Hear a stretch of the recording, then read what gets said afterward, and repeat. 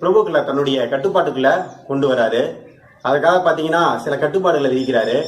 பிரபுக்கள் கிட்ட நிறைய சொத்துக்கள் இருக்கு, அதனால அவங்களுக்கு நிறைய ஓய்வு நேரம் இருக்கு, அதனால பாத்தீங்கன்னா அவங்க சரிவரையில ஈடுபடுறாங்க அப்படின்னு சொல்லிட்டு அந்த சொத்துக்கள்லாம் பறிமுதல் செய்யறாரு. அவங்களுக்கு சமயக்குடையாகவோ இல்ல பரிசாகவோ வழங்கப்பட்ட சொத்துக்கள் எல்லாத்தையும் பறிமுதல் செய்கிறாரு.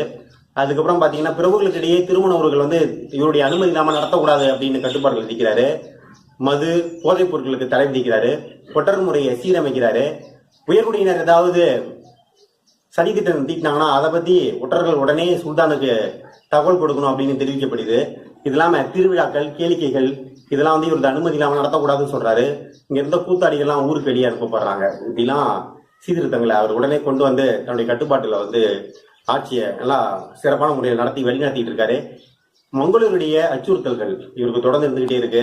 1798 மங்கோலியர்கள் டெல்லியை நோக்கி வராங்க. தொடர்ந்து